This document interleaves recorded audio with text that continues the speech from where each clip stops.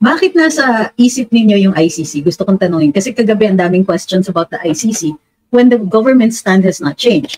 Kumbaga, nakikita natin, of course, and it doesn't seem to be an accident na mayroong mga witness coming forward with new information. And according to him, kasama na daw si Kong Pulong at saka si VP Inday sa reklamo before the ICC. But this person, this witness, is an unreliable witness and does not appear to have brought any documents with him.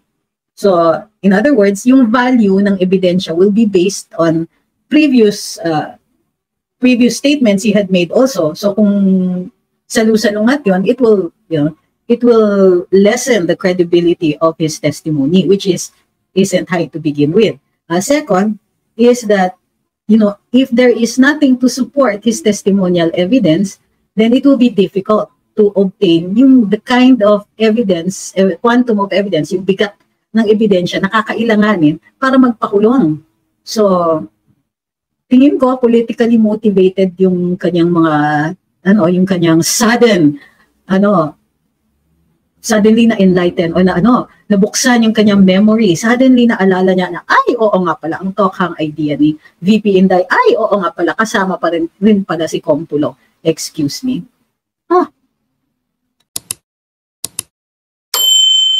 Magandang tanghali po sa inyong lahat. Ay, hapon na pala. Magandang hapon po sa inyong lahat. Ako po si Trixie Cruz Angeles. Ito ang Luminous. Ayan, napansin ko, so this is before our regular broadcast tonight, napansin ko po na na may na-dismiss na kaso ang Supreme Court, and this is the case involving Rappler. Nag-file sila ng kaso laban kay then President Rodrigo Duterte. Ayan, kapi tayo. And, ang sarap. Sorry. Padala po kasi ito sa akin. Okay. Oh my gosh. Right. So, the case stemmed from yung pinagbawal ni Presidente Duterte, si Pia Ranyada, at saka kahit na sinong reporter or correspondent ng Rappler na i-cover siya. Maaga today. Actually, meron pa mamayang gabi. I wanted to do this short para hindi naman masyadong yung mawala ng venue mamaya, yung mga nag-iintay ng evening broadcast. So, sorry, inom ako ng kape. First coffee ko in 2 days. Oh my gosh.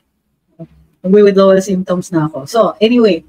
So, Rappler filed suit kasi nakakailang beses na napapansin ni Presidente Duterte na si Pia Ranyada would ask very difficult questions or sometimes bordering or outright rude. So, it would compel President Duterte to engage the reporter. Tapos, pag in-engage niya, iiyak, di ba? Magre-reklamo na kesyo bastos, kesyo ganito, kesyo ganyan. So, finally, sabi ni Presidente Duterte, sabi niya nung una, kaya ko kayong bastusin yung so and so, yung PI na yan. So, sabi pa niya, kaya bawal ngayon. One time, he was giving a talk and he was asked about Rappler. Sabi niya, kaya bawal na sila ngayon. That is my order. Do not talk to people who will produce lies out of your statements, sabi niya to sa gabinete, and who can twist it forever to the angle that they would like it to. Siyempre, sabi ng mga respondents, siyempre, suppression, free speech, and all that. Okay? So, pero, sabi naman kasi, in-explain ng PCOO at the time na, no, it isn't that they're banned, but they did not submit the necessary requirements that would allow them to be accredited as Malacanang press corps. So, nabigyan ng order ang PSG, hindi na pwede papasukin ang correspondent ng Rappler. And remember that scene na nagpipilit si Miss Pia Ranyada sa PSG and being very rude to him na bakit di siya pinapapasok, she has a right to be there, and so on. So, sabihin niyo kung masyadong maingay ha, kasi so I can close the door and maybe shut out the sound. Okay? So, sabi ni of course, it was a big issue. Rappler kept saying that President Duterte was trying to prevent free speech and all that. But in the course of that, mapapansin ninyo that Rappler continued to report and they still continued to in the same venue, hindi naman sila na-prevent, they could watch the live press conferences because kasabay ng pag-brief sa Malacanang press corps, yung pwedeng tanong and ang Malacanang press corps, and you could submit also later on yung mga katanungan with the with the PCOO. So bakit dinismiss? So panalo dito si President Duterte and the Office of the President basically for several reasons, but it falls under the general description called moot and academic. Sabi ng Korte Suprema, wala nang case bakit pa natin itutuloy ito? Masyadong maliwanag yung ilaw ko, grabe. Hey, big dog. Ayan, ang liwanag kasi masyado na ano ko. Nagmumukha akong, ano, you guessed it. Okay, anyway, so sabi ng Korte Suprema, masyadong, there's no case. Wala na si Presidente Duterte and Malacanang press and bahagi na naman ang Rappler ng Malacanang press corps.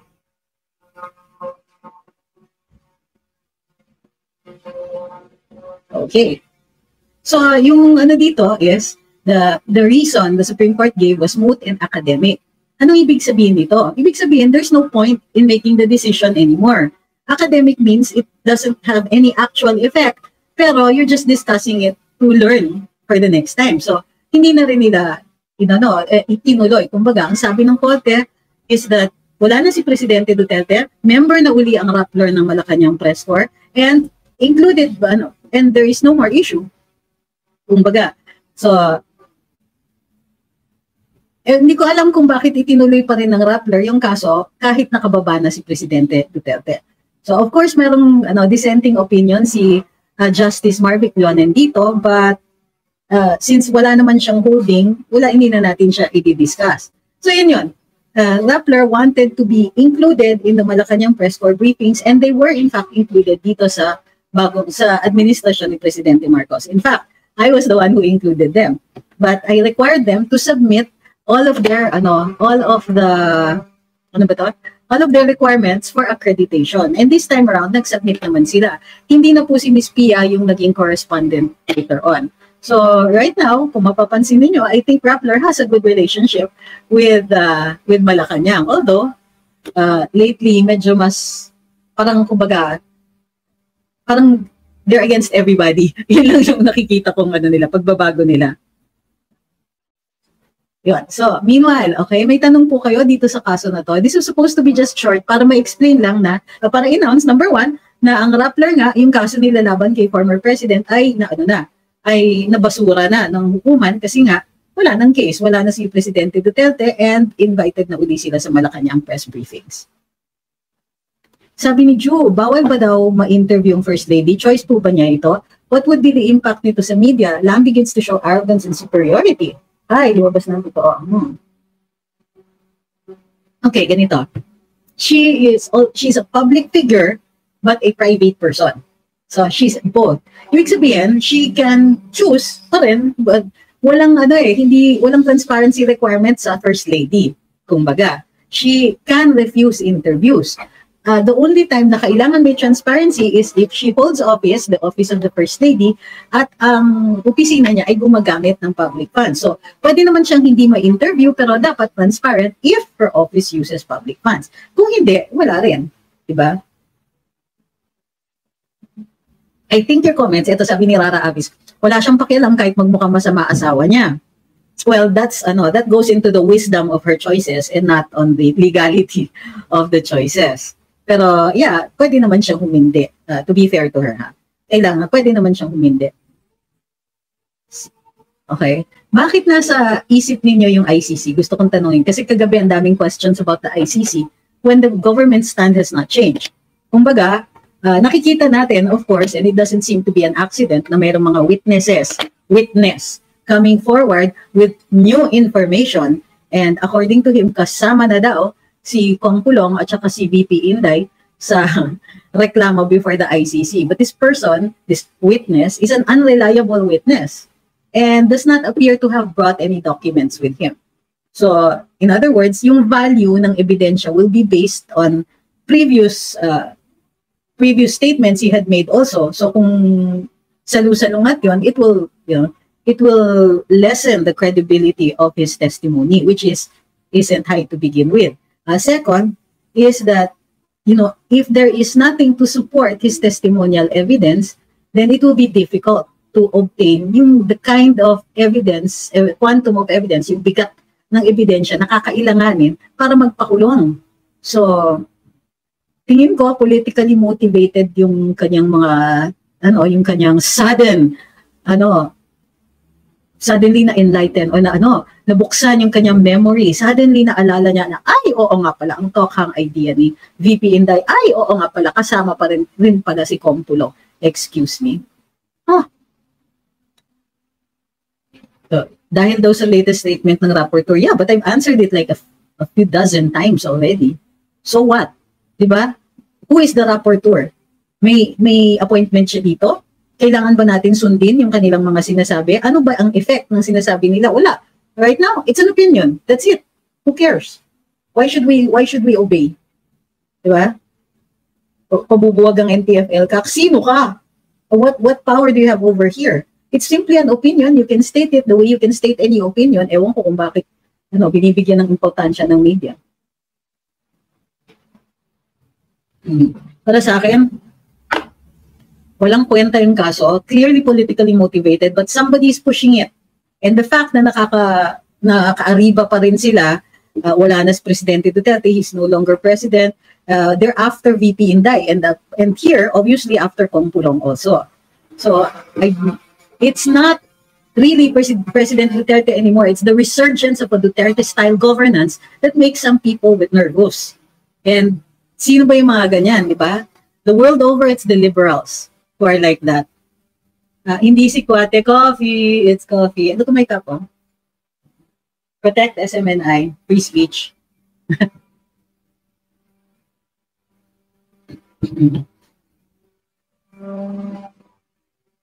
Si Yan is asking, ask ko lang po if ever ma-amend or ma-revise ang consti, is there a possibility na mag-back to zero mga terms ng mga politiko? If yes, maaari kayong maging presidente hindi si FPRD. It will depend on what the rules are under the new constitution, di ba? Sabi ni Uten, gustong buwagin kasi yung mga miyembro all over, karamihan sa Congress at media at mga nasa government. Sabi ni Nolly, that bloody and which is the range. I think they're overreaching and I think sinasadya nila. Because of course, it threatens their world order. Kumbaga, dito, ubos ang mga liberal. Yung mga kaalyado nila, ubos dito sa Pilipinas. It's now a gaping black hole in their world dominance. Diba? Dati, they had the US president, or even now, they have a US president who is a Democrat/liberal, whatever. Basta lib-minded. Yung mga ganyan, marami sila sa Europe. And then there's a gaping hole here. Paano nila gagamitin ng Pilipinas the way they used to kung Duterte-style governance. Diba? And ito yung masakit niyan eh. They don't even know how VP Inday governs. They have not studied her. Kumbaga, she's very conservative. She's very strict. She adheres to the rules, ganyan. It is former President Duterte who pushes the envelope. Maybe Mayor Baste is a little more like him. Pero the way I see it, the style of governance of VP Inday and Kompulong are very conservative, very, stick to the rules type of people. So yun ang nakakairita doon. They don't want a Duterte sitting because they assume that it's going to be like the first Duterte. Ay nako, ewan ko dito sa mga to. They really should take a chill pill. So,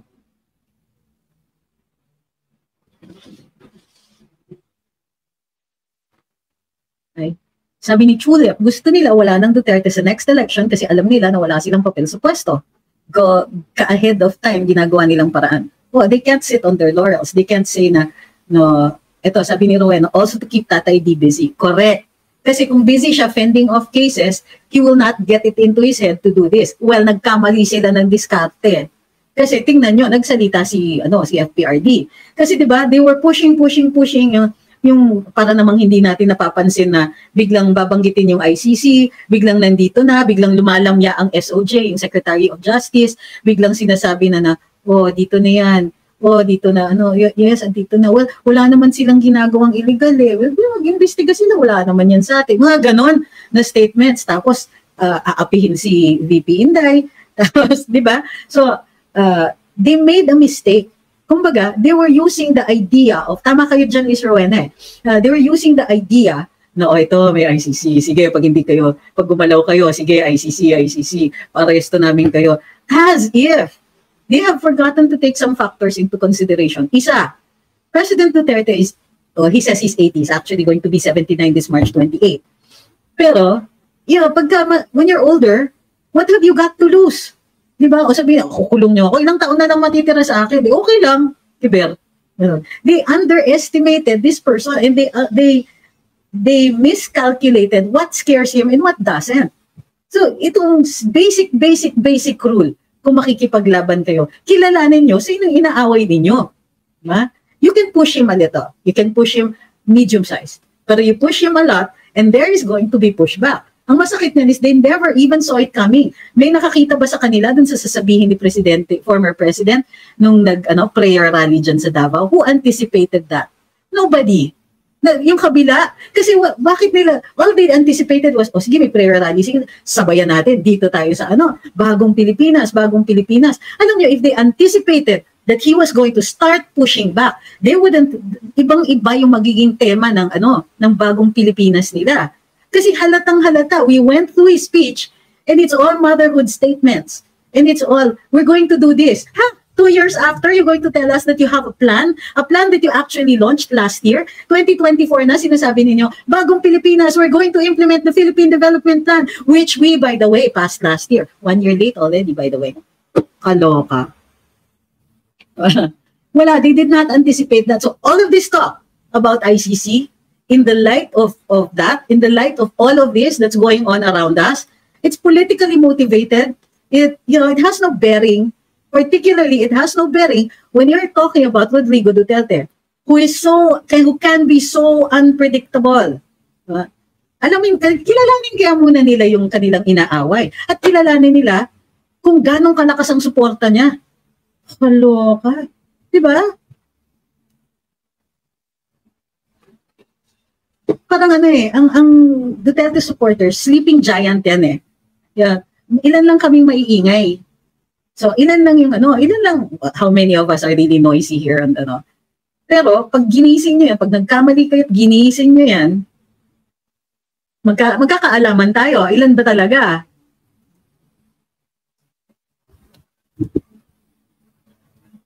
Sabi ni Sui, the only thing necessary for the triumph of evil is for good men to do nothing. Nobody made a greater mistake than he who did nothing because he could do only a little.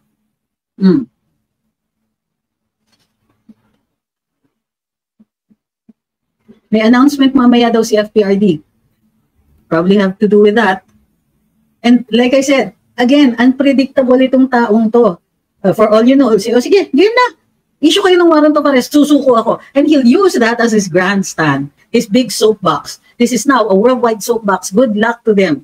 Para sa akin, the worst thing you can do is apihin nyo si Rodrigo Duterte.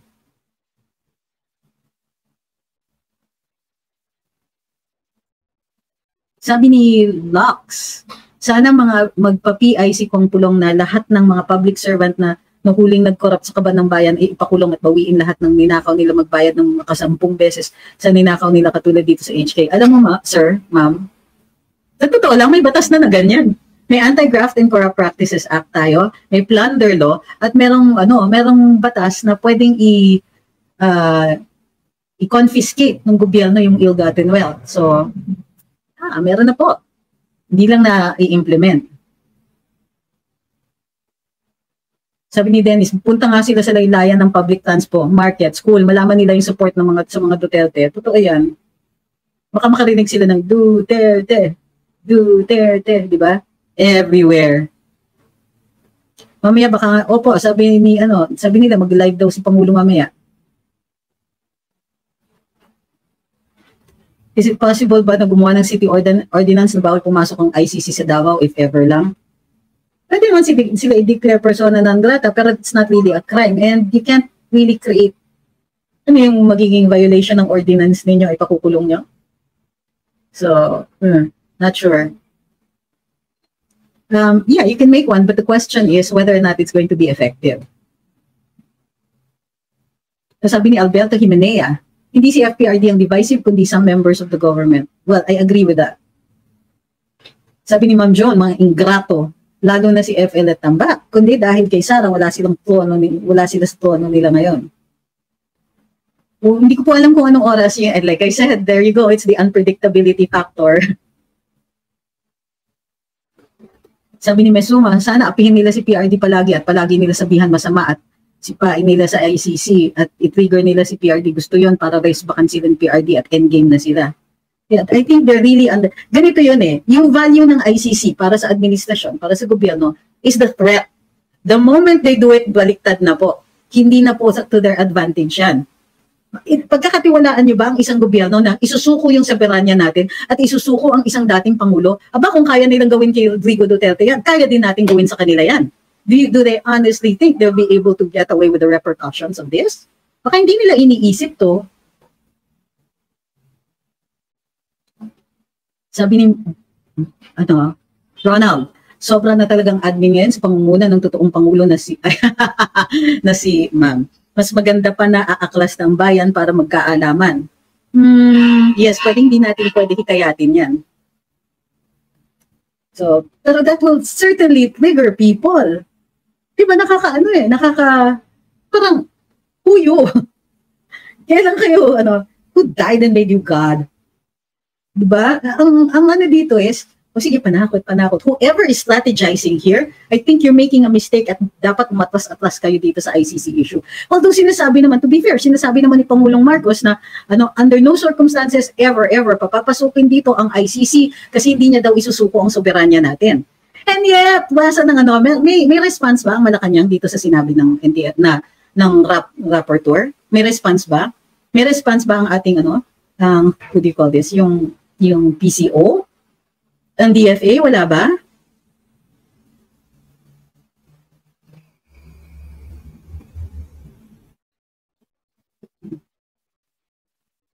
So, yun. Sabi ni Jay Tala, they only are making an issue of this ICC as leverage to hold back the Dutertes, though they know it has no bearing or jurisdiction on our nation, para lang silang pumulot ng bato na ipupukpok nila sa ulo nila. Furthermore, tignan nyo, kung kailan umiinit yung Senate hearings, biglang, timing! Nag-press con sila. Papababa ng papatanggal ng NTF-ELCA ka. May konting panakot.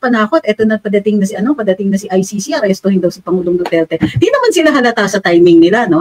Di naman halata masyado. Kasi tingnan niyo, ang init eh. Ang init. Sino ba yung napupuntirya ng mga Senate hearings? It's not President Duterte. It's not Senator Amy. It's not VP Inda, it's not Kong Pulong, it's not any of us. So sino yung nadidiin diyan? Kaloka. Tapos biglang ICC na naman. Biglang may press con yung UN rapporteur. Ay, ganun ba? Timing na timing. Diba? Ay nako, Duterte pa rin. #Duterte pa rin. Sino ba niloloko nila? Bakit ba nila? Hindi tumatalino yung mga tao that pwede pa rin nila tayong paikot-ikutin. Sabi ni Bernadette, ang problem kasi there's incongruence sa sinasabi ni BBM yung what is actually happening with regard to the ICC issue. Correct.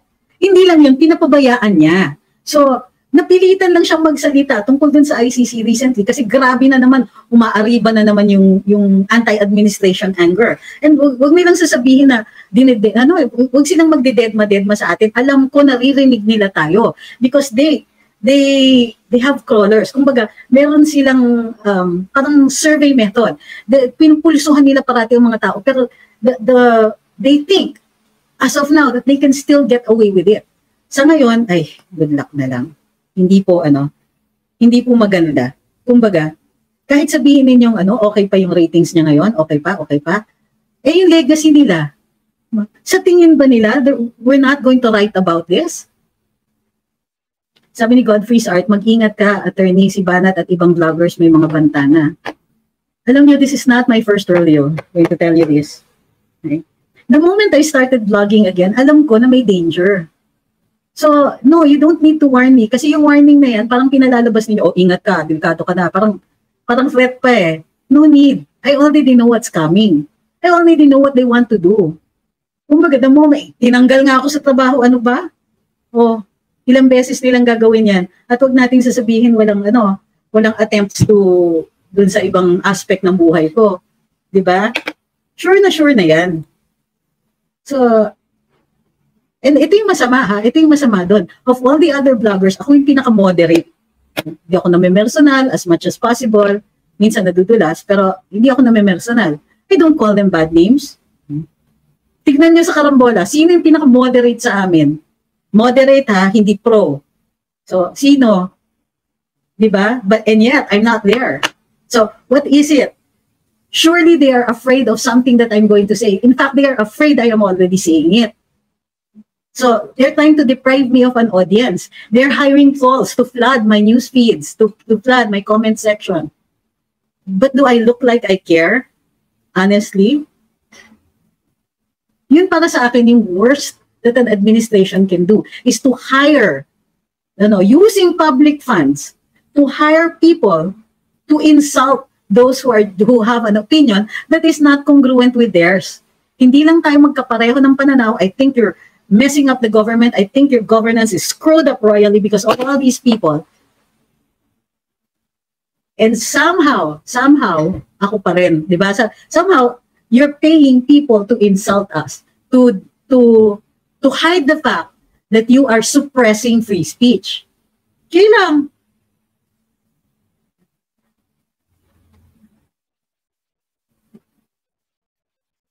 sabi ni XG Vlog, malupit lang ako dun sa fashion. Salamat ah.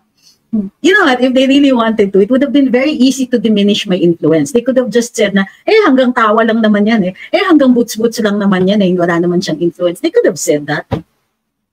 Yeah. Bakit ilang beses mo sinasabing tinanggal ka po pala? Sinabi mo na yan ilang beses, sinabi ko na nga yan ilang beses And I never said I left Karambola basta ha.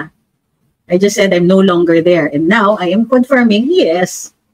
Pwede na Bakit? Ilang araw na ba? Hindi ko talaga na, yung originally, ang pagkaalam ko na, sige, lie low ka muna. Ganyan. Tapos biglang, nga pala, tanggal na ako. Okay.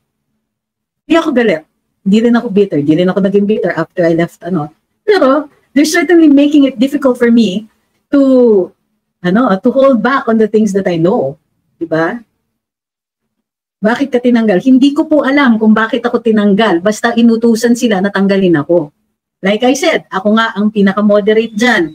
Hindi naman ako nanonopla, hindi naman ako nang-iinsulto. Wala akong nilabas na mga sikreto.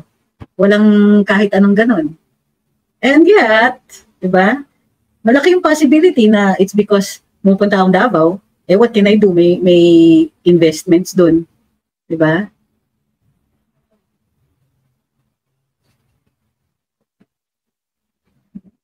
And what I'm saying also is that most of the rumors are true.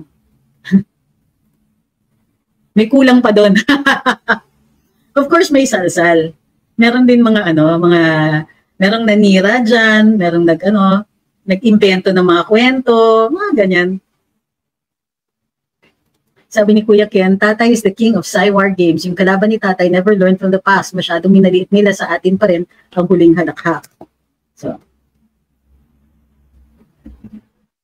ito sabi, maniwala naman ako sa'yo, Junior. Okay naman si Tigong, wag lang magsalita kay BBM na adik. Kakahiya sa bansa natin, makaduterte po kami. Sure. So kayo yung type na okay lang na tis-tisi na lang natin.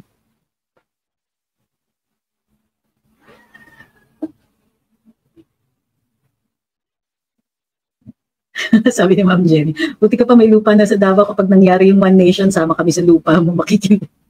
Puro kayo lupa. Di ba?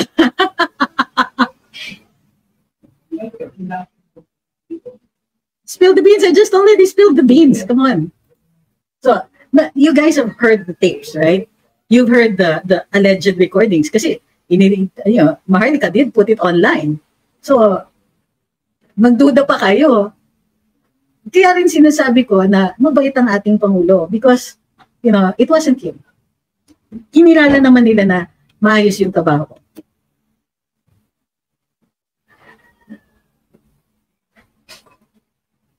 Sabi nila, motivated akong nagsasagot sa CPA review materials kapag nakikinig ako sa iyo, madam. Live ka ng live. O sige, para magamit ka namin for forensic accounting. Yes! Sabi ni Ma'am Helen, unfollowed ko na rin ang karambola mula nung umalis kayo doon. Kayo lang naman ang dahilan kung bakit ako nakafollow doon. Ay, sorry naman po. Pero wala kaming away ng mga co-host ko, ha. Mahal ko pa rin yung mga mahal na mahal ko talaga co-host ko. Wala po silang kasalanan dito. At wala rin naman kasi silang magagawa. So, to be fair, silip-silipin nyo naman sila minsan-minsan. Hindi ko sinasabing kailangan nyo po sila i-follow uli. Pero silip-silipin nyo naman para to see if they're alright. Hindi ko pa kayang gawin yan. Di ba? Sabi ni Waray Upay, nung nabanggit ni Maharlika na may masamang sinasabi sa'yo si FL, ano po yung unang pumasok sa isip mo? Grabe sa reporter questions. Alam mo Kuya Boy, actually wala. Walang well, tinanong ko, bakit po? So, yung dyan kasi, it's more like, ano ba to? Ano ko ba ikikwento to? Siguro ibang live na lang. Basta sinabihan ako na gano'n, na kumbaga, well, basta nagulat lang ako. I knew about the feelings kasi imposible hindi mo malaman. Alam niyo yung video ni yung kay VP Inday, yung napaalis si Presidente Marcos, naranasan ko yan, naramdaman ko yan. So, pero alam niyo, sa totoo lang, I can't blame her. She's not the type of person na nagkikimkim ng damdamin. She lets it all hang out. Kung galit siya sa'yo. And she will not keep it a secret. So, wala, ganun talaga yung ugali. So, kumbaga, the most that I could do was to stay out of her way. So yun. I don't want to her personally. Ganun kasi talaga siya.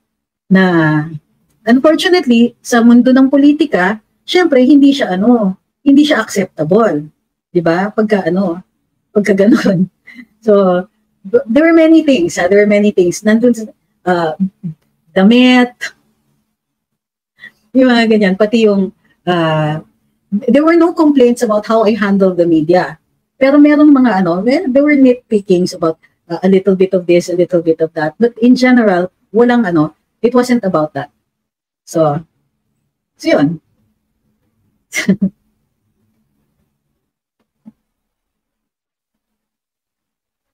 Sabi ni Chu, gusto nila kay attorney kunin ng loyalty niya at ang administrasyon ng purihin at kamukian niya. Naku, di naman pwede maging bias at sinungaling. Actually, wala rin naman akong, kumbaga, kung titignan nyo, wala akong kasalanan sa kanila. I did my job, pero if i-compare ninyo doon sa mga ibang mga nagmanais ng posisyon, yung mga may utang na loob sila, and so on, matatalo ka talaga sa politikahan na ganun, di ba? Wala naman akong mga backer, wala namang oligarch na tatayo para sa atin. So, yun. Sabi ni Roland, kapag nahiwalay na ang Mindanao, mag-iskwat mo sa lupain nyo ha, until makapag-settle na ako sa Mindanao. Malayo kami sa Davao City ha, hindi kami doon. Although siguro dapat meron na rin sa Davao City, di ba?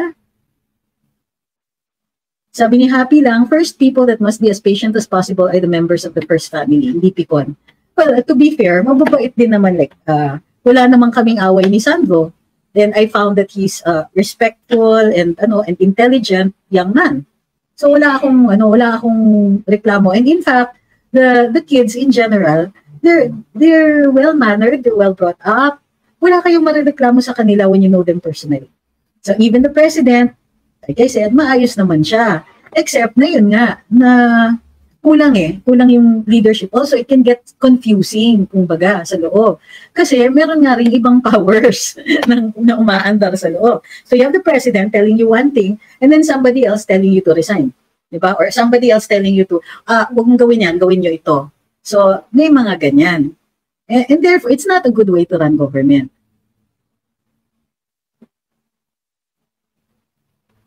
Sabi ni Greg, good afternoon, I'm still watching Karambola pag nandun lang si Sec Larry. Yes, pasilip-silip lang ako or kami, have an awesome day. Yeah, gano'n. Just tingnan nyo lang, kumbaga, kamustahin nyo lang sina Boss Conrad, sina Boss Jonat, gano'n, tsaka si Boss Joel, huwag nyo kalimutan. they're okay. They're good people and wala kaming away. So, yun yung, it's circumstances beyond their control, kumbaga. Hindi ko gustong magalit. Para sa akin, kung ganitong politikahan, well, yun, thank you very much for underestimating me. So, yes, at hindi rin ako member ng some wealthy family, hindi ako political clan, hindi ako ganon. Ang sabi ko nga, ang bit-bit ko lang sa Malacanang is yung capability ko, yung experience ko, yung qualifications ko, at yung following. Hindi naman ako ilang milyon katulad ni TP, pero sabi ko, what I have, I am putting at the service of this government. So yun, and I always deferred to the president, boss, ganito. At saka, maayos din magpatakbo si Attorney Vic. Don't let anybody tell you otherwise. Yun nga lang, dahil maayos naman siya magpatakbo, wala akong reklamo, napapagkamalan ako na, na tsuwariwap ako ni ESV. Which of course isn't true. Magkaibigan kami because I met him through the president also. So yun, sa totoo lang, marami kaming hiniram from Aliw. So, there were so many others aside from me na halos sunod-sunod rin kaming umalis.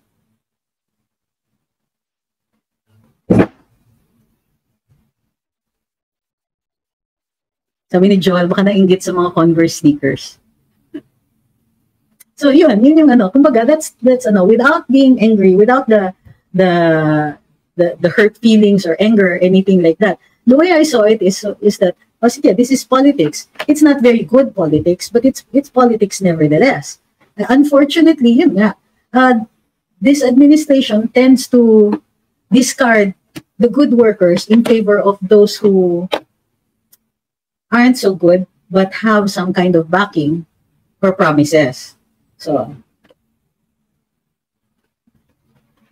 okay, TP na yung topic ninyo. Okay, well, about TP, hindi naman po kami nag-away. And although from what I hear, meron siyang mga sinasabi tungkol sa akin, naiintindihan ko rin siya eh. Naiintindihan ko kung meron siyang gustong maabot sa buhay and if you're in the way, sorry ka na lang. Si Atty. Topacio? Pati po ba si Atty.? Hindi naman po. At least I don't think so. Although, I understand may banta na dapat sa kanya. Daw.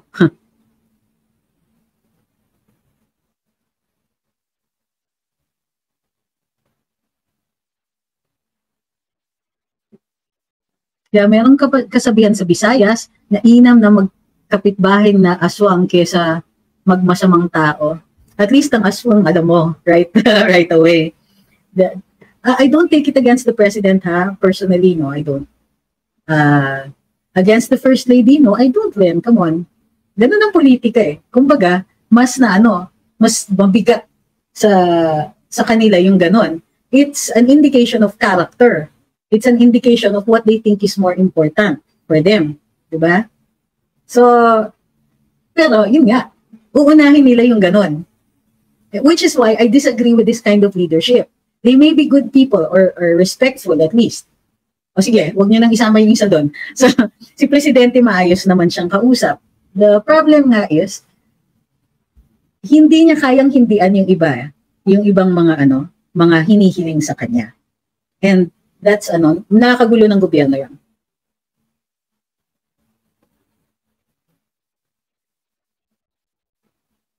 Silent reader here, kudos lang po sa inyo for being prim and proper sa lahat ng okasyon during your time in Malacanang. Very professional at respectful kahit sinisiraan. Well, 1 year, more than a year naman akong tumahimik and it's going on what?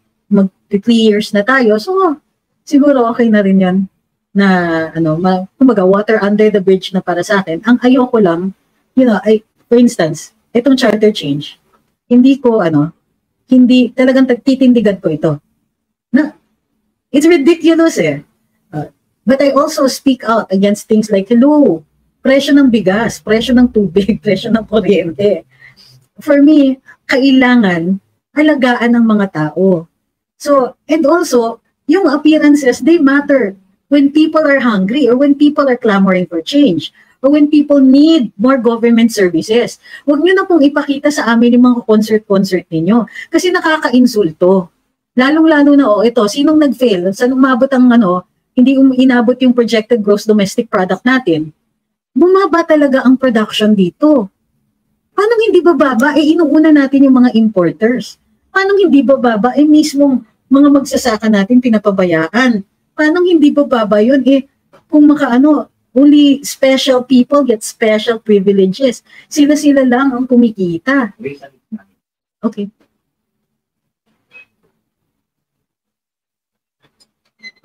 Sabi ni XG, minsan natututo ako magbasa ng Consti or some law books dahil sa mga binigkas ni attorney sa Cambola last year. Sabi ni Godfrey's Art, mahal ang mga bilihin lalo na ng bigas kasi supporter ng mas smugglers yung uy, grabe. Sabi ni Berich, I still have 50% hope for the president, baka naman mamulat siya sa speech ni FPRD.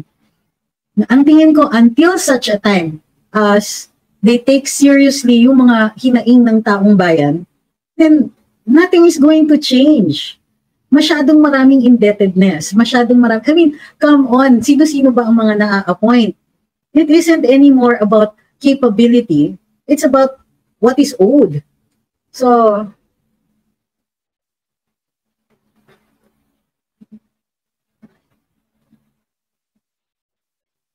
sabi ni Myra, ayaw nilang tumigil, hindi malayo na matulad talaga siya sa tatay niya na sinasagad niya pasensya ng tao. And yun for me, is that don't wait.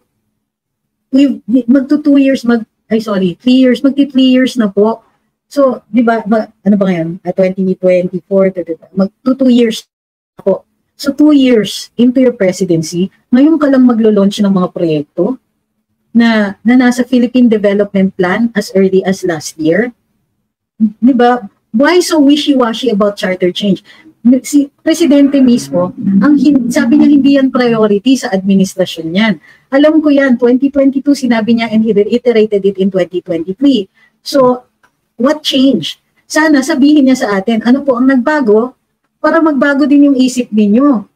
O binibigay nyo lang itong mga charter change kaekekan kasi may pinagbibigyan kayo sa mga senador o sa mga kongresista. Kasi kung siya mismo ang may pakana, sasabihin niya sa atin, I think na ganito, na it is time to, in the almost 2 years of my presidency, I have noticed these things are needed, yada yada.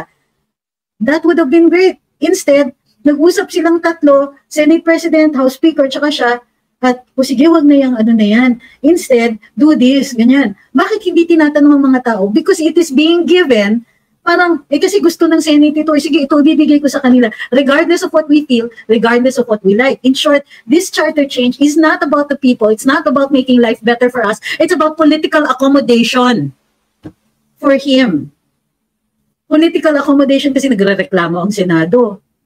Pero nung tayo yung umaangal, walang no reaction. So again, it goes down to leadership. Mr. President, you are listening only to politicians. You're listening only to vested interests. You're not listening to the people. You're not telling us what we need to know. And it's not even as if we're asking for things. We're asking you to talk to us. Diba? Tapos piniprefer mo pa itong mga mainstream to twist things the way or to slide things the way you want them to slide. It's not enough. It's no longer enough. All these cover-ups, all these pretensions at communication. Come here. Say hi. Sorry. Nasa TikTok, hindi mo makikita yung dog ko. He's shy. Okay. So, unless he starts to listen to the people, I don't expect change at all. Lakas niya na. Ito sabi ni Pobreng Pinoy, nakikinig lang sa kauri nila. Hindi nila level ang mamamayan. The indifference is already pronounced. Yes. And so, para dun sa mga nagsasabing mabuting umalis ako, I think so too. Because I might not have been able to hear you kung nandun ako. Paano ko kayo maririnig? Or even worse, I would have to gloss it over. On the other hand, maybe it could have been different kasi I would have been able to bring it to the president kasi ganun po yung working relationship. He tells you what needs to be announced and we also tell him what the feedback is. And I think that's probably also missing now. Who is telling him what people are saying? Who's on the side of the people who is in Malacanang right now? Who is going to tell him the hard things? Dati Attorney Vic could do it.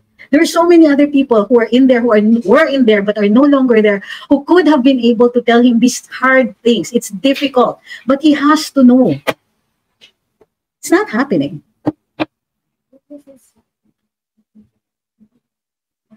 Yeah, if you want to, but it's hot eh. Wawa, big dog eh. As long as the front door is closed. Sorry. Side conversation. Everybody heard that, by the way. Sabi ni Donsky, parang tahimik ang Marcos administration. Ano nangyayari sa bansa natin? Tahimik po sila parati. And I think it is policy. No talk, no mistake. Less talk, less mistake. So, but they're going to have to rethink that policy. For me, the people need to hear from the president. They need to be constantly in touch. It's the era of internet where conversation is at the speed of light.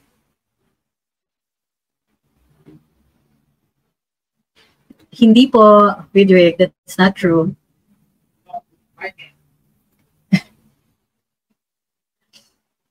Walang bago kung di nabagok uy, grabe kayo.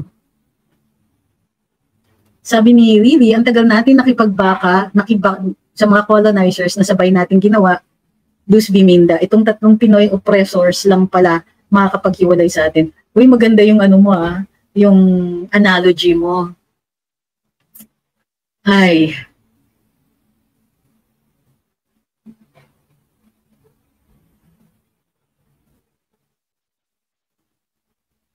Sabi ni Fernando, your head was served on a silver platter by DWIZ. The head of Nolly and Ted were asked by Noy Noy, but Gabby refused to serve it. That's the difference between a weak media owner and a brave media owner. No, that's the difference between a very, very, very, very rich one and one that's rich. Diba? I disagree. It was a brave thing to hire me back to begin with. So, sana may mag-umpisa na ng malaking rally para malaman ng Pangulo ang hinaing ng bayan. He knows. Or he should. Diba? Maybe he doesn't go on social media anymore. But I think the fact that they hired Claus should indicate something. Ibig sabihin, meron silang pinupuntirya. Unfortunately, their solution, hindi po angkop sa problema. Sabi ni Melby, itong administrasyon ni BBM laban ng masama at mabuti. Ang tanong kung saan ka papanig, sa masama o sa mabuti.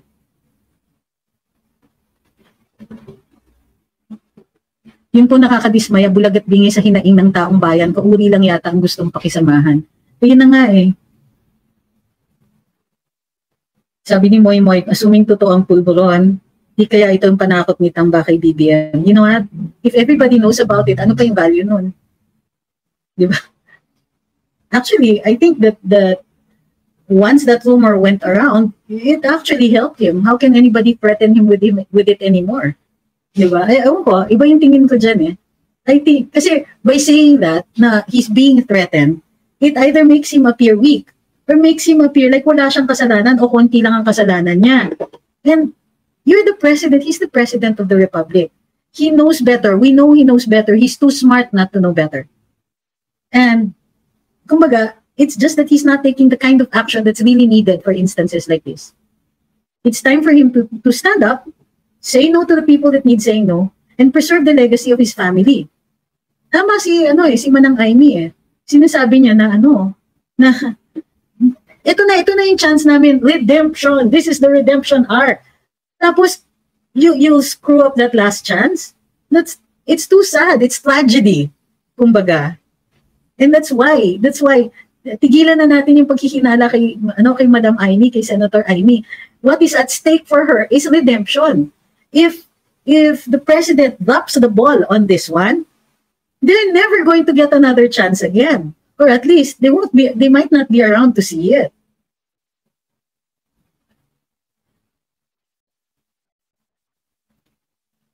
Sabi ni Tina, gusto na mag-rally ng mga makadigong. So go lang kayo kung saan kayo masaya at maligaya. Tutal sanay naman kayo dyan. Ang tanong, sino bang hindi adik? What?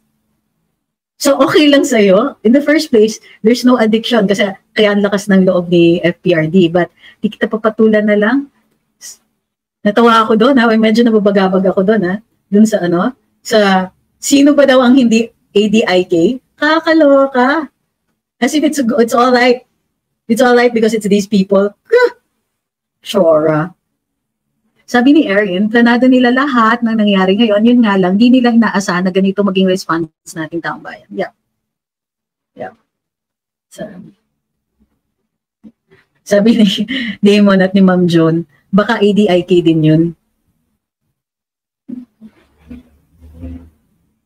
So, sabi ni Bernie Rivera, what a poor argument. Ay, it's so satisfying to hear mga responses na ganyan. Kasi nakikita ninyo yung lack of logic dito. May makikipagsiksikan dito sa atin pero walang logic. At tuwang-tuwa ako na kumakalat na itong need for logic dito sa Bagdagulan. Halimbawa, may sinasabi ako dito na, we need better leadership, ganyan. Tapos sasabihin, ikaw nga sinipa ka lang, kaya bitter ka dyan eh. Teka muna, kahit bitter, sabihin na natin totoo yan, which it isn't, by the way, hindi ako bitter. Wait, okay. Several levels ng argument na yan. Number one, assuming na bitter ako, which I'm not, assuming na bitter ako, hindi mo sinalag yung argument ko. Sabihin mo ng bitter ako, failure of leadership pa rin ito. Diba? Number two, by saying na bitter ako, you admit that something was done to me that would merit this kind of a response of bitterness, of anger. Righteously so. But did you notice that if I diss the president in the entire 1 year, that 1 year and a half that I was, that after leaving Malacanang, I didn't. Galit na nga yung ibang mga followers dito nun sa akin eh. Bakit daw hindi ako naninira? Bakit hindi ko daw sabihin yung mga nangyari? And so on. Because he still had a chance. Para sa akin, sige, di ako magsasalita. Give him a chance. Kailangan bigyan natin ng pagkakataon. Pag binigyan natin ng pagkakataon, bigay natin lahat. As much time as he needs, or at least a year. And if he still doesn't do anything, failure of leadership na yun. Diba? Pero we have to be fair. Hindi yung umpisa pa lang, kumat wala na ako sa Malacanang, bitter na ako, galit na ako, and so on.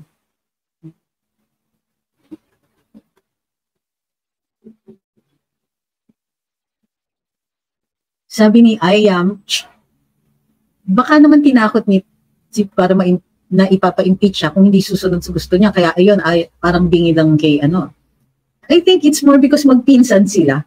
So for me, it turns out na hindi pala maganda na magkamag-anak kayo tapos heads kayo ng at least 2 branches of government.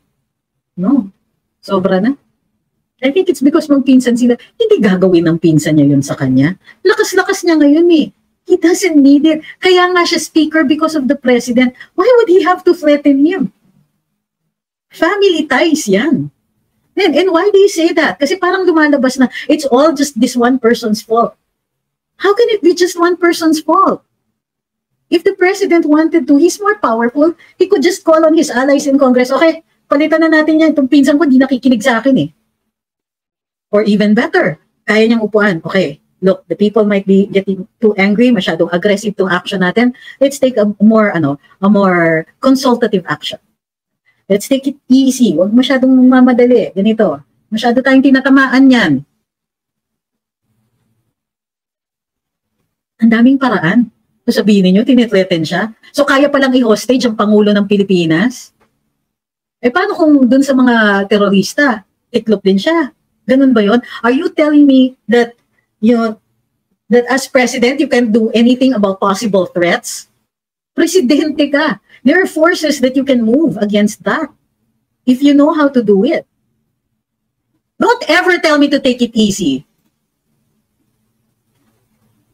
Alam nyo, that's really rude. Yung sasabihin niyo na somebody gets impassioned, tapos sasabihin niyo, easy, easy. Why? Ano yung interest niyo in stopping it? Huh? Do you honestly think that does any good?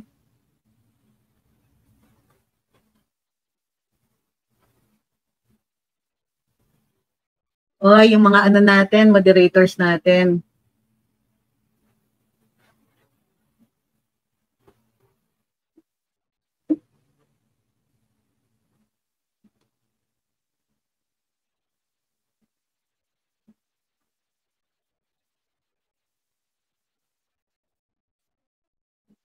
Sabi ni Suicos, tama, kadaming chances na ibinigay natin sa Pangulo, kaso hanggang ngayon, doble kara pa rin. Siya, ibang sinasabi sa ginagawa niya.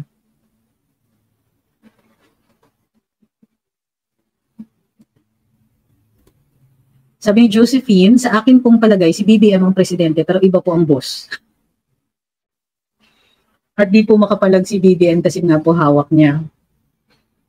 I think that's why we need to be louder.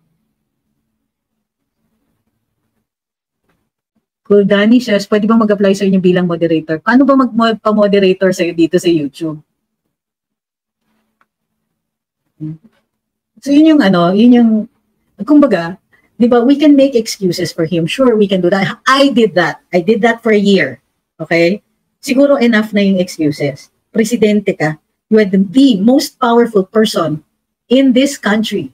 There are people who are going to move and not ask questions. There are people who can be moved without repercussions on your part. There are forces that are, that are just waiting for you to give the word. Why aren't you using them? You're in power, but don't know how to use that power. And that's very dangerous for the rest of us. Yeah. It's just as bad as a trigger-happy president, where mapapaaway ka parate. But a trigger-shy president is just as bad. There are things that have to be done, absolutely have to be done. You have to break up the cartels in agriculture. Have to. It's not a choice. It's not an option. You have to do it.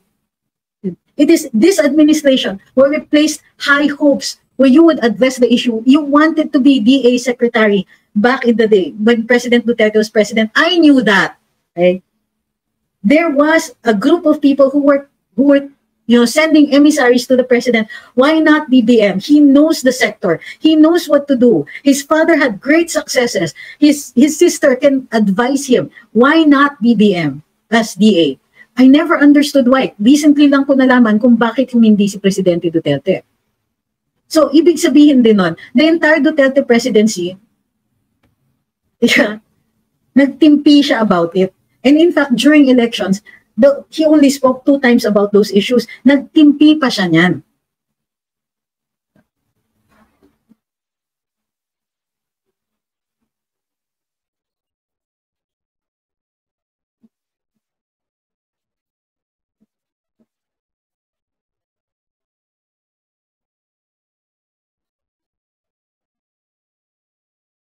Okay, Buboy Rodriguez, I'll give you the floor. What did he do? What did he promise to the unity that he actually did? What did he accomplish? Go. Give me at least 5. Sabi ni June, mali ka po na si BBM ang powerful sa bansa. Isa lang po siyang puppet. Yung mas maliit po yun yung makapangyarihan.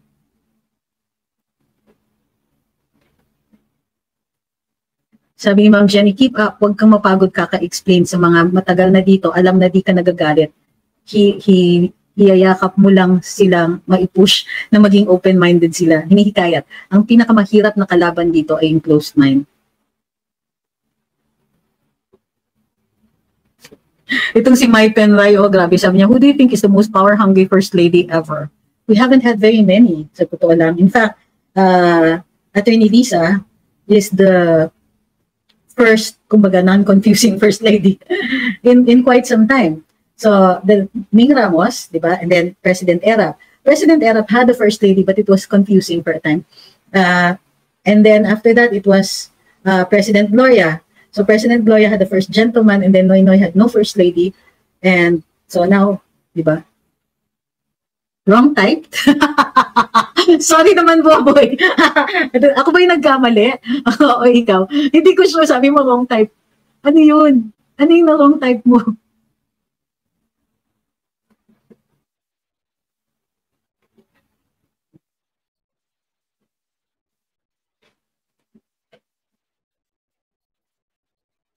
Sabi ni Holyfield, asking how he was when you were part of the cabinet. Mabait. Mabait. I'm consistent in that. Mabait siya. He was always nice to me, good to me. Bihira nga lang kami magkita. And may iba pang dahilan para doon, di ba? I was, sipin mo, press secretary, hindi mo masyado nakakausap yung Pangulo. Buti na lang, after a while, medyo tumalino kami pareho kasi talaga pinag-iiwalay kami. Tumalino kami pareho, tinatawagan niya ako after a while. Nung una kasi hindi, I would get it in a roundabout way. I realized that part of the reason was to protect me, and the other part was, to get used to things first. So, mabait siya.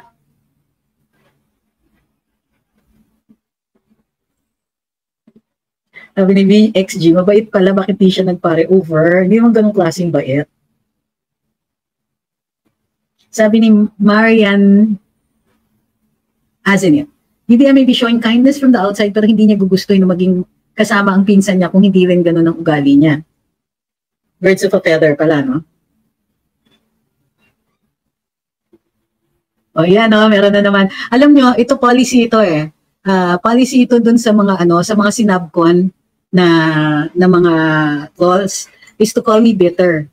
Ito yung sinasabi nila parati. So yun yung tagline nila para sa akin, sabihin nyo lang na bitter siya kasi kaya galit yan and so on. So, May Geronimo, sorry kung di tayo align ng paniniwala pero wag ka sanang bitter. Hindi na nga tayo align pero naging judgmental ka bigla. Yung hindi align, parang kunwari, hindi ka judgmental. Dun sa second part, judgmental na. Huwag na po tayo magkunwarian. Popost ka sa sinasabi ko. Pero ang ginagawa mong excuse, bitter lang ako. Meaning, hindi factual yung mga sinasabi ko. You're trying to negate what I said by saying I'm saying them out of bitterness. O sabihin na natin na bitter ako. It doesn't mean na mali yung mga sinabi ko. It doesn't mean that what I'm telling you is an untruth because you have not shown it to be an untruth. Try harder.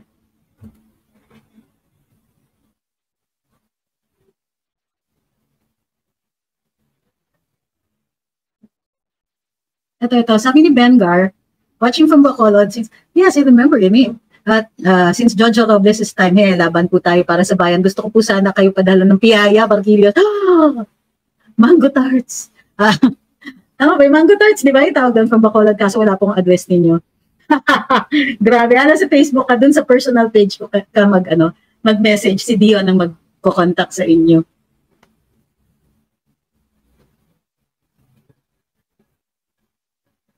Sa need ni BBM na maging firm sa decisions niya and sa gusto niyang mangyari, stop being in a safe place.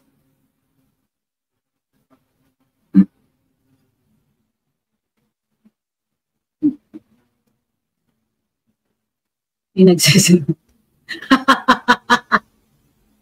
Grabe naman. Sabi ni XG, lakas talaga ng puhunan at baker ng Rappler dahil di pa nagsara samantala yung CNNO. Backer pala. Okay. So ulitin natin yung mga So, first of all, olats na naman ang Rappler. Pero in fairness, olats sila, natalo sila because moot na yung kaso. Sa sobrang tagal, hindi naman sobrang tagal, siguro, in the normal course of things, wala na si Presidente Duterte. By the time na nakita na ng court, natapos yung pag-aaral ng hukuman nito, moot na, bakit pa? I'm sure hindi naman to iiyakan ng Rappler.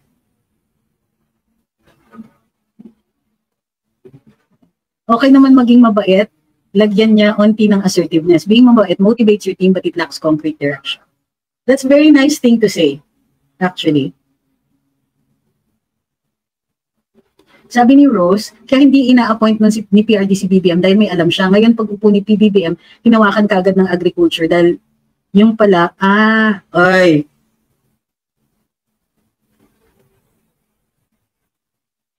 Sabi ni Maximo, alam niyo naman ang Pinoy, pag mabait, akala siya ang inaapi. Kaya si PBBM, yan ang ginagawa. Kunwari walang alam, kunwari mabait. Kaya nga, we have to stop na making the excuses. So tama na po yung mga excuses na yan. You're the president, the buck stops here. Diba? You're the president, there are forces that you can move to make things happen. And those forces are put at your disposal for the public good, for the public interest. So, yun yung why aren't you doing it? Or hindi namin nararamdaman the kind of care that you promised to give us. Nakikita namin na masipag si Vice Presidente, nakikita natin na kahit bakbak ng bakbak sa kanya, ng mga trolls ninyo, tuloy-tuloy pa rin ang trabaho. Yun naman talaga yung standard, di ba? Yung iba naman sa mga tao ninyo, magkaaminan na lang tayo. Yung sinasabi ninyo, hindi nila nasusunod. Kasi may ibang bumubulong. May ibang nagsasabing, hindi, ito unahin nyo. Hindi, ako na yung nagsasabi, ako naglagay sa pwesto, sumunod ka. May mga ganon. So, Mr. President, magkaanuan na lang sana. Let's just take the bull by the horns. Kaya niyo po yan. At para dun sa mga, by the way ha, natatawa ako dun sa mga nagsasabi, dun sa sinabi ni Mayor Baste. May mga nagsabing, how dare you? O kaya, sino siya para magsabi nun? Ako na lang ang sasagot kung pwede. Isa siyang mamamayan ng Republika ng Pilipinas na protektado ng Article 3 ng Saligang Batas. May kalayaan siyang magsalita at magpahayag. May kalayaan siyang petition for redress of grievances. May kalayaan siyang itawag ang pansin ng mga namamahala at namumuno sa atin dahil ginagawa nila yan, nagagawa lang nila yan dahil nagbabayad tayo ng buwis. Okay? Lahat tayo nagbabayad ng buwis kasi may VAT. Kaya utang na loob, wag na wag ninyong sasabihin, sino ka? Wag na wag kayong magsasabi na, daldal ka dyan ng daldal. Karapatan namin ito. Kung ayaw niyo yung sinasabi namin, di magsalita din kayo, but I do not have to give you my audience or my forum. Hanap kayo ng sa inyo. Doon kayo sa at doon sa sa lahat ng mga sinasabing mali nitong mga bayaran na mga ito, na binabayaran sa pera ng gobyerno. Tandaan niyo, the biggest mistake that you ever could have said was to ask, what right did Mayor Baste have to say that? What right did the former president have to say that? Or what right I or any person here has to say that when we criticize the government, when we criticize the president, when we talk about public figures who meddle in the presidency, we have the right, it's in the Constitution. Kayo ang magsabi mo, kayo yung mag-justify why you're even questioning that right. No law shall be passed abridging the freedom of speech. Ibig sabihin kahit kongreso, kahit ang presidente, hindi nila tayo pwedeng patigilin. Provided that we are not violating the laws on libel, on incitings, on false publications, we can say that. Bahagi yan ng bahagi yan ng karapatan natin.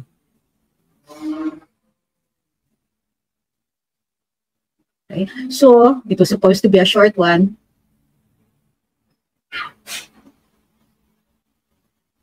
Sabi ni Ten Lopez, below the belt na kabaitan, it does not work out for better Philippines.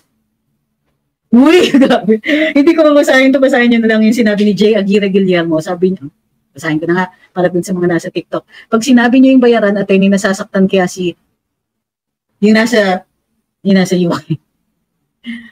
Alam niyo, kahit ganun siya, hindi ko kaya pa rin siyang, insultuhin.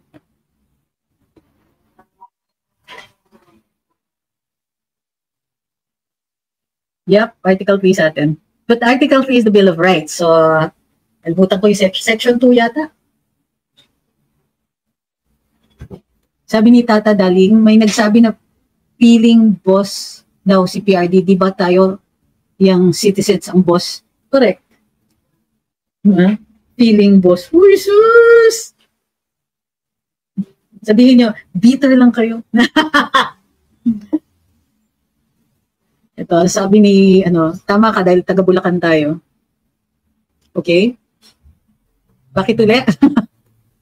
Para may alam sina Pacquiao, Lamera at Tambaloslos tungkol kay BBM na mas matindi pa sa droga, kaya siguro hindi makontrol siya ng dalaw, self-preservation. Stop making excuses. Tama na, the time for excuses has passed. Tapos na yung panahon na gumawa tayo ng mga dahilan-dahilan para sa mga ginagawa o hindi niya nagagawa. Time for leadership.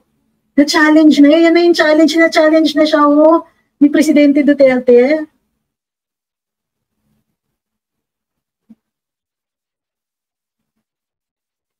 Mago says, right natin na magtrabaho ang presidente na dapat higitan ng nagawa ng dating presidente. Right natin hilingin yun. Pwede naman. Pwede naman po. Sabi ni Sir Nan, nung may nag-comment sa Karabola na si PRD daw tantrums lang daw ng matanda, ayun, pinatay ko ang TV.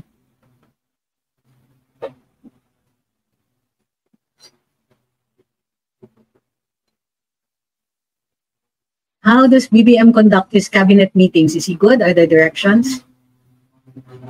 Okay, ganito. Mabait siya. No, actually okay ang cabinet meetings namin. Maayos. At saka maikli. Kasi sa totoo lang, lahat kami, hindi kakayanin if you're in the cabinet the whole day, self-defeating yan Pag pagod ka na, wala nang absorption. So it was always only about 4 or 5 hours. So yan, maganda yun. The first few months were reportings from the cabinet. And nagbibigay talaga siya ng input. Sinasabi niya na, wait, this isn't what I'm asking for. Kailangan ko ng ganito. Sige, next time, do this. Ganyan. Tapos noon, maayos. So, si ESB, gabay niya. So, pagka inutos ng presidente, si ES in tandem with the staff dun sa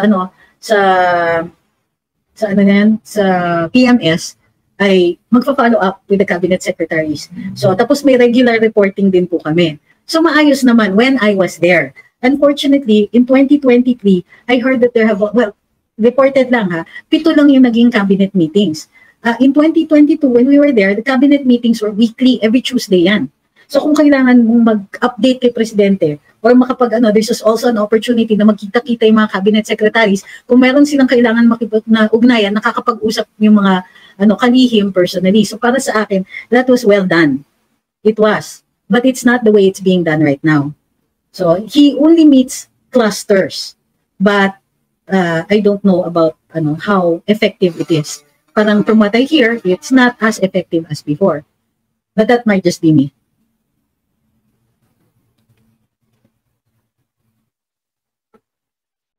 Certified Laagan says, PRD administration ideal security but now not safe, drugs on the road. Pipoy says, si attorney yung pinaka-cool na vlogger sa buong mundo. Hindi po, bitter daw ako tsaka galit.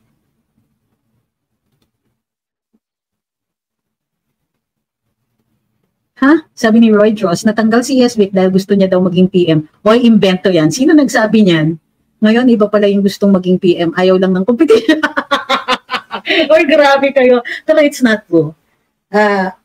The few times na nakakaharap ko si ESB, and we would naman, di ba? Madalas naman pagkakunwari, nandun ako sa palasyo, pupuntahan ko siya sa office, usually may kain pa yan magpapakain pa yan, tapos doon magdi-discuss kami. Wala pong ganun.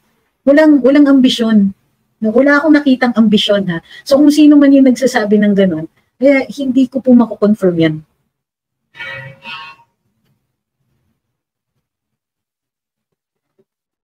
Kakasuhan. Sabi ni Fermin, do you think kakasuhan ni Senator Amy ang mga taong magpapatunay na nasa likod ng PI? Wala po kasing penal provision ng RA 6735. Pero kung gumamit sila ng pera na pampubliko o government money at ginamit po dito at mapapatunayan yan o may supporting evidence para dyan, I'm sure i-recommenda ni Senadora Amy sa ombudsman. Halimbawa, mahaba ang pasensya ni Senator Amy, by the way, kasi parang may nahuli siyang kasinungalingan. Sinabi in the first hearing ng lawyers na sila ay lead conveners ng pirma. Pero pagdating dun sa second hearing, yung isang abogado na nagre-representa dun sa law firm ay sinabi, hindi po, abogado lang po kami in case magka-constitutional challenge itong People's Initiative na ito. So sabi ni Senator Amy, I'm pretty sure that's not the case. I'm pretty sure hindi yan ang sinabi.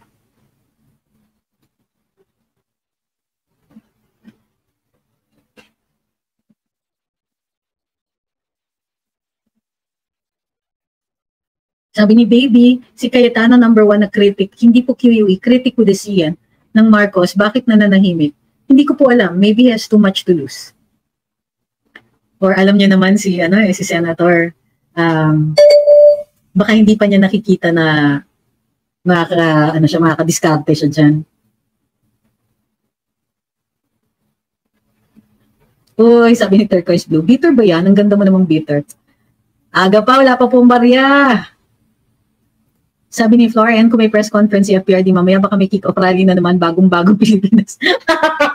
Loko-loko. Sabi ni user, dapat walang manalo sa Senate slate nila. Abangan natin list nila, wag iboto lahat. Ganito yun Kaya naiirita na ako ngayon. Kasi nakita ko yung COMELEC chair, si Attorney Garcia, na gumagawa ng excuses for People's Initiative. Parang mini-misrepresent niya yung mga kaso ng Supreme Court. Sabihin ba naman, inabandon na ng Supreme Court yung Santiago versus COMELEC. Okay na ang RA 6735. Paano naging okay yun? Walang nakalagay dun sa kaso, whether it is Lambino o Santiago, pareho yung, walang hold nga ng lambino eh.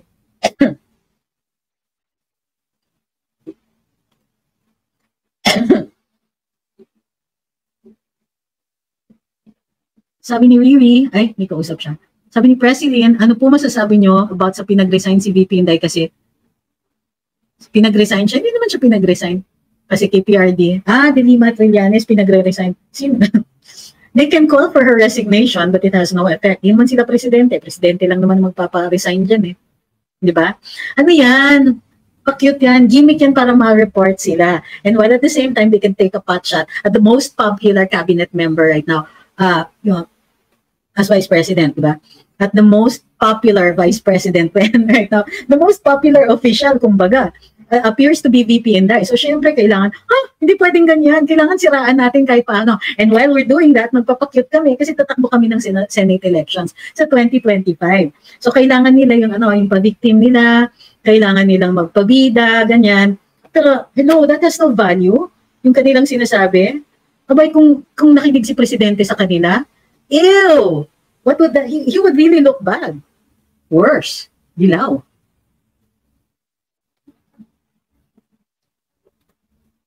Sabi ni All Walks of Life, sa darating na 2025, ayoko nang bumoto sa mga re-electionist. Gusto ko mga baguhan ng mga abogado na gusto maging senador o maglilingkod sa bayan katulad ni Attorney Trix for senator. Pwede bang for sainthood? Yun na lang. Attorney Trix for sainthood. Movement. Grabe kayo. Mamaya niya madating mga trolls. Gusto mo lang mag-senador kaya daldal ka ng daldal. Pero bitter ka naman. Sabi ni Willingly Yours, yes, tama ka po kayo dyan, mga may hepa na yan, mga salot sa lipunan yan. Oo nga eh.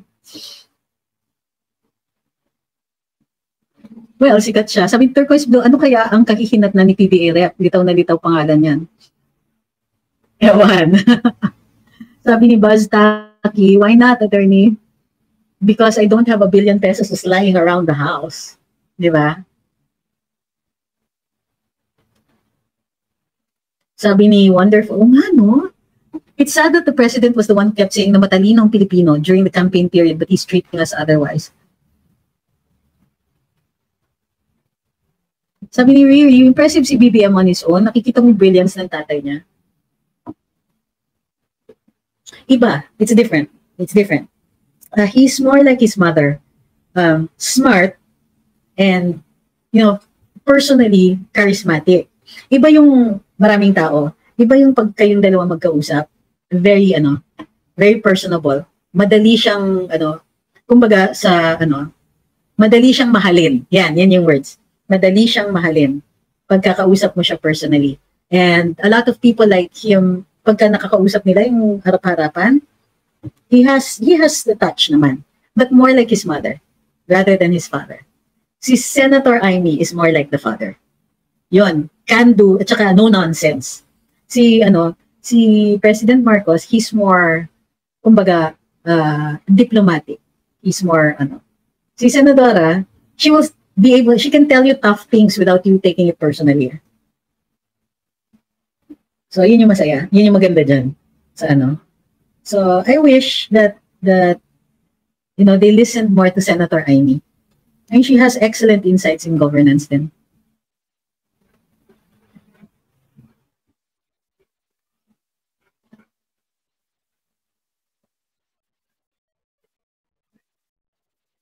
Sabi ni Jamamba, karamihan kasi ng Duterte vloggers are organic.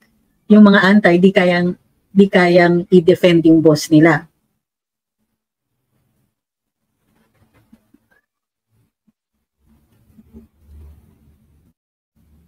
Sa last few, why po wala talaga naman, no? Why po wala kayo sa karambola? Talaga, you wanna go there? Tinanggal nila ako, okay na?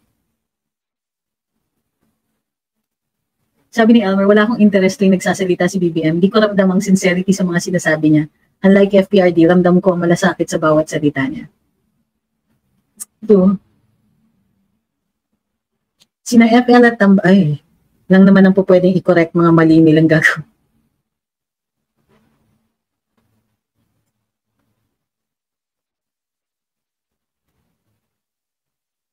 Oops, wait. May tatanggalin mo na ako. Yan. Sabi ni Jay, nanalo kayo senador, parang nabuhay si Senator Mir. Go for the Senate. Ay, nako.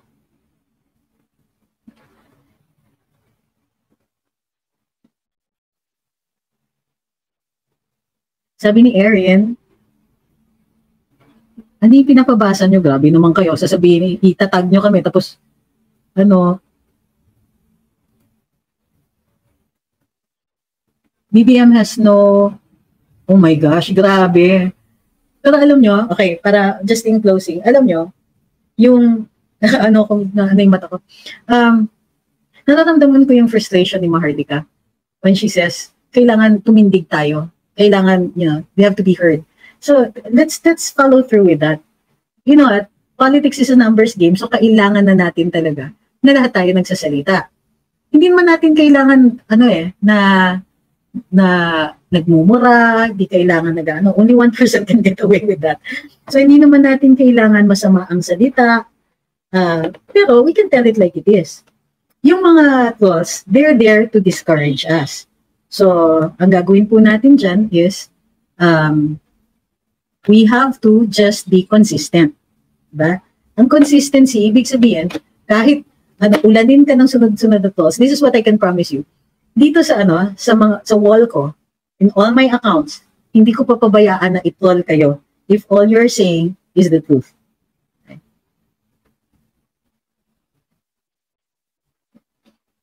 So, sabi ni Lori, tinatry ko manood ng Karambola pero hindi ko kaya kasi wala ka doon. Ako po yata ang bitter. Grabe kayo. But you know what? That made my day. Oh my gosh. But I swear. Alam nyo, malungkot talaga. Nararamdaman ko naman yung lungkot ninyo. Ayoko lang kasing magdiwang yung mga tuwang-tuwa at the idea na pinatatahimik ako at nawawalan ako ng forum. Hindi, kumbaga, ano yung kasabihan sa Japan? Get knocked down 6 times, get up 7. What they don't know about me is that I will keep getting up. Marami nang nangyari sa akin sa buong buhay ko. And every time I got up, every time, hindi nila ako kayang patigilin. Every time. So, marami na akong natikman na death threats for breakfast, lunch, dinner, merienda, sometimes midnight snacks. Dahil sa hinahawakan kong kaso. Marami ng beses na ang katunggali ko ay mismo mga puwersa ng gobyerno. Hindi ako napatahimik ng presidente si Mrs. Arroyo. Hindi nila ako napatahimik ng presidente si Noynoy. In both instances, galit sila sa akin. Yun ang pinakamalalaking pod so, noon. But, so why would I change my attitude this time around? Hindi man ako nagmumura, hindi man ako yung type na, yung super ingay papansin. But I will speak my truth. And I will call out the government when it fails us. Diba? Ganun lang po yun. At, naku, veterano na ako ng mga sinusundan ng kung sino-sinong puwersa. Inunahan nila ako, nagpa-file na akong ng writ of amparo, sinisira nila yung records ko, and so on. Hindi na po yan bago sa akin. At hindi rin ako yung type na, alam nyo, tinatakot ako. Mayroong babanta sa akin. Sa totoo lang, sanay na ako sa banta na yan. Unang-unang kaso ko palang banta na kagad eh. Ano pa kaya yung mga kalaban ko yung gobyerno? Dinidepensahan ko mga taong lumaban din sa gobyerno. Hindi po yan bago. Kasawa na nga eh. Kumbaga, at the same time, di ko rin masasabi na wala akong kakampi. Kasi marami rin naman akong kakampi. So don't expect me to be the kind of person who will say na, guys, ito, kung may mangyari sa akin, yung mga ganyan. But I did get threats before. Tinigil yung kotse ko, hinarang ako, pinuntahan yung office ko, inaaresto ko ng military forces, which is impossible. Ganyan. Either I'm really, really lucky or I'm really just too stupid to stop. So yun. Don't, yung mga trolls, the worst thing that you can do to me is irritate me for a day. But I've been through a lot worse. I've been through more. And I'm so used to it. But this again, if you succeed in getting me taken down or my anything, in disappearing things for people, sure. Tuwa ako lang. Nakapagod din kaya to. If you want me to stop, if you want to talk to me, talk to me. You don't threaten me. You don't troll me. Because that's, I am possibly the most stubborn person in the world. I will not, I will not kick, scream, or fight, or scratch, or bite. But I will just keep doing the things you don't want me to do. So, sorry na lang para dun sa mga nasasaktan. What more do you want to do to me? Embarrass me? Beat me to the ground? Been there, been that. Big deal. If I cared about what people said, I wouldn't be up here.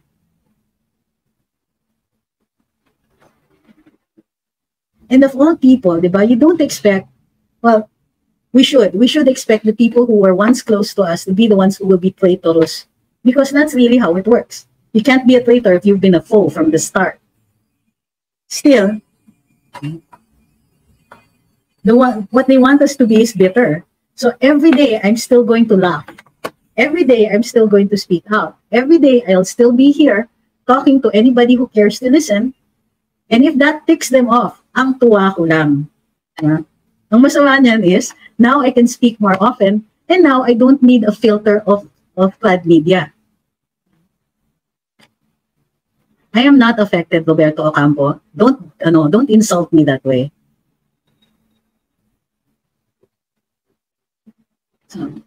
So the worst you can do, you've done your worst already to me. Why should I care about what happens next? So, thank you very much. We'll have shorter na lang siguro yung live natin tonight kasi ang haba nito eh. So, and oh, by the way kung tatakutin ninyo ako with jail and all that, pareho kami ng attitude ni Presidente Duterte. It won't work for you, I assure you. Sabi ni Alphabet, welcome ka sa SMNI. Naku, intangin nyo naman na SMNI yung magsabi niya, nakakahiya kay Pastor. Huwag kayong ganyan. Huwag niyo siyang pangunahan. I'm okay. I'm fine right where I am. Because ganito yun eh. They can't hurt you if you can be happy anywhere.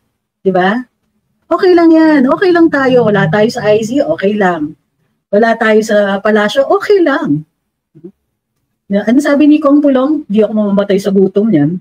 Pero iba yung dinideprive nyo, hindi naman kami. So, yun. Kita-kits ulit tonight. Kung gusto nyo pa ng live mamaya, tinitignan ko kasi I want to wait for FPRD's press con bago tayo mag-live uli mamaya. So that way, meron tayong re-reactan at saka we can clarify some things. Have a good day, everybody. Please, skincare na naman. Uy, kagabi nag-skincare na ako. I mean, kagabi sinagot ko na yung tanong na yon. So, yun, maraming salamat sa inyong lahat. Maraming salamat sa inyong very encouraging words. Maraming salamat din dun sa mga hindi maayos yung mga salita. Inano nyo na naman, pinataas nyo na naman yung ratings ko, dumami na naman yung following dahil sa inyo. So muli, nagpapasalamat ako sa inyong lahat. And please take care, everybody. Kailangan kayo ng bayan.